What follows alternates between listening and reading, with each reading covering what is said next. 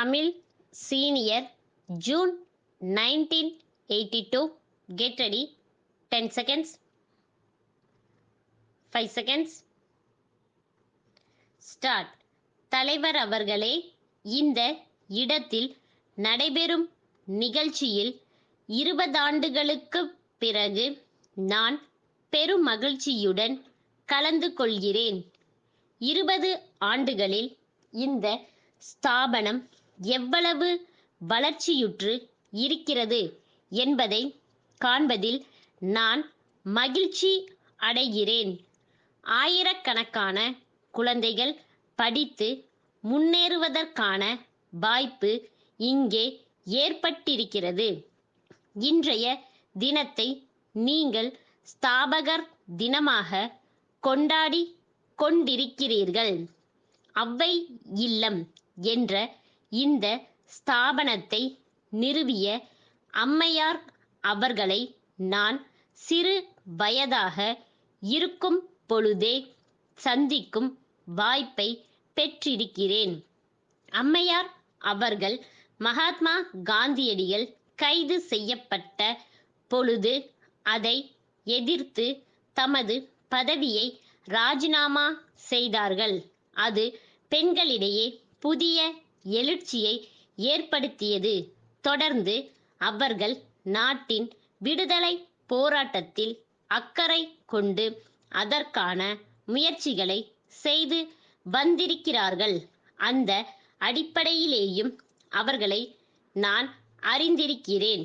அம்மையார் அவர்கள் இதுபோன்ற பல ஸ்தாபனங்களை பல தடைகளுக்கிடையே ஆரம்பித்தார்கள். ஆகவே அவர்கள் ஆரம்பித்திருக்கும் இம்மாதிரியான நிறுவனங்கள் மேலும் மேலும் வளரும் என்பதில் சந்தேகமில்லை. நம் நாட்டின் பொற்காலம் நம்முடைய குழந்தைகள் எவ்வாறு வளர்க்கப்படுகிறார்கள் என்பதை பொறுத்து இருக்கிறது. தற்பொழுது நாட்டிலே எங்கு பார்த்தாலும் குழப்பமான ஒரு சூழ்நிலையை பார்க்கிறோம். நம்முடைய நாட்டின் பிற்காலம் எப்படி இருக்கப் போகிறது என்பதை பற்றி கவலை கொள்ள வேண்டியவர்களாக இருக்கிறோம். ஒழுக்கம் வளர்வதற்கு பதிலாக எங்கு பார்த்தாலும் ஒழுக்க குறைவு வளர்ந்து கொண்டு இருக்கிறது. இந்த ஒழுக்க குறைவு மறைந்தாலொழிய சமுதாயம் முன்னேற முடியாது. நம்முடைய பள்ளிகள், கல்லூரிகள், சர்வகலாசாலைகள் ஆகிய இவைகளெல்லாம் நடக்கும் முறைகளை பார்த்தால் மன கஷ்டம் ஏற்படுகிறது. இனிமேல் வரும் தலைமுறை இதைவிட மோசமாக போய்விடுமோ என்று அஞ்சும் சூழ்நிலை ஏற்பட்டிருக்கிறது. இதற்கு பல காரணங்கள் இருக்கின்றன. இன்றைக்கு நாட்டை காப்பாற்ற வேண்டியவர்களாக அரசியல்வாதிகள் இருக்கிறார்கள். அரசியல்வாதிகளிடத்தில் இருக்கும் குழப்பங்கள், குறைகள் எல்லாம் சமுதாயத்திலேயும் பிரதிபலிக்க ஆரம்பித்திருக்கின்றன. நானும் ஒரு அரசியல்வாதி என்ற முறையில் என்னுடைய வர்க்கத்தை பற்றி குறை சொல்லி கொண்டிருக்கிறேன். எனவே இது பற்றி யாரும் தவறான அபிப்பிராயத்தை கொள்ள மாட்டார்கள் என்று நம்புகிறேன். குறிப்பாக இன்றைக்கு கல்லூரிகளிலேயும் சில பள்ளிகளிலேயும் மாணவர்கள் மத்தியிலே தேர்தல்கள் நடக்கின்றன. அதிலேயும் அரசியல் வந்து விடுகிறது.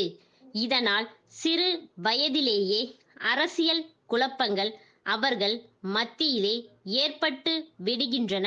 நம்முடைய குழந்தைகள் நல்ல முறையிலே வளர்ந்து நமக்கு பின்னாலே நம்மை விட திறமையாக பிரச்சனைகளை சமாளிக்கும் அறிவையும் திறமையையும் பண்பையும் பெற வேண்டுமானால் கல்வி நிலையங்களிலே நாங்கள் அரசியல் கட்சிகளை புகுத்த மாட்டோம் என்று எல்லா அரசியல் கட்சிகளும் உறுதியான முடிவுக்கு வர வேண்டும்.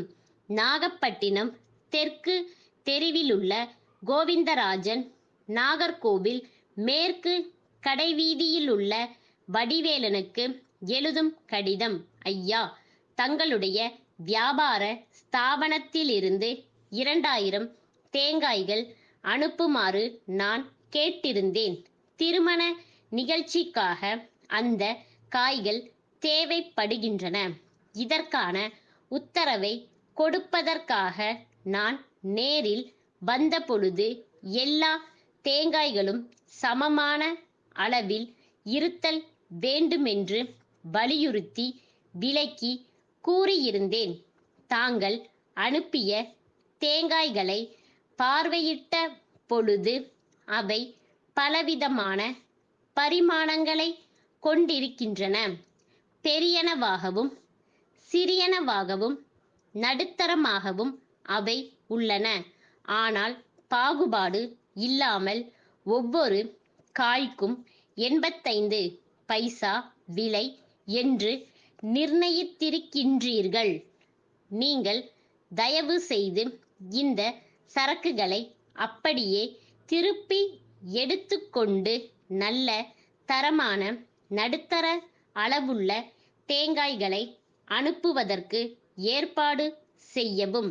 அவ்வாறு அனுப்பும் காய்கள் ஒவ்வொன்றும் 60 பைசா மட்டுமே விலை நிர்ணயிக்கும்படியும் கேட்டுக்கொள்கிறேன்.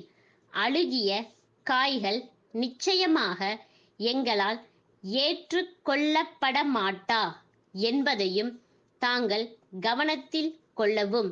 தங்கள் நம்பிக்கையுள்ள ஸ்டாப்.